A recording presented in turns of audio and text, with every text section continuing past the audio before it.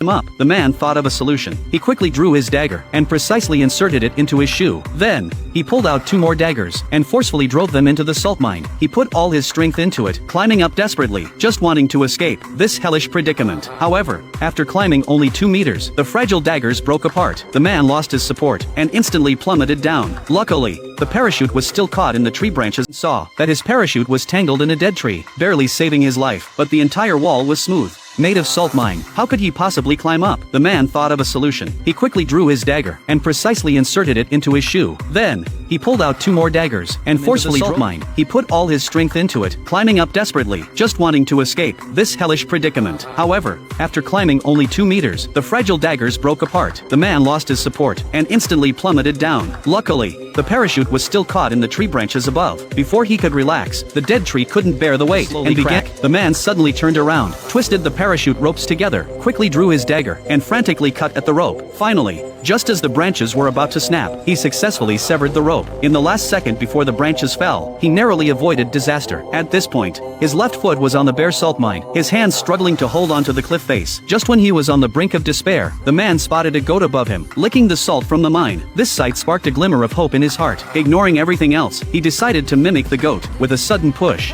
he placed his hands between the cliff faces. Below him was the bottomless abyss, and the scene made his scalp tingle. If he lost his footing, he would be shattered to pieces, but there was no way back. He had no choice but to imitate the goat's movements, carefully using both hands and feet to move upward on the cliff. After a long, arduous climb, he finally reached a protruding part of the cliff. Before he could catch his breath, the salt mine beneath his feet suddenly collapsed. In an instant, rocks flew and fell toward the abyss below. The man hurriedly climbed upward. He seized the opportunity, kicked off like the goat, and jumped upward. His hands grabbed the top of the cliff. At this point, the man was completely exhausted. No matter how hard he tried, it was nearly impossible to climb up. Suddenly, a goat appeared above him, glaring at him fiercely. The goat sniffed the air, realized he was not one of its kind, and without hesitation, butted him downward. Luckily, the man still had one hand firmly gripping the cliff edge, climbing upwards with all his might. But the goat wouldn't give up. It charged at him again. The man grabbed the goat's horns, and the goat, sensing the threat, panicked and quickly pulled back. The man's body was pulled to the top of the cliff. He collapsed to the ground, gasping for air. The man slowly raised his hand, gently stroking the goat that saved his life. His eyes filled with relief and gratitude.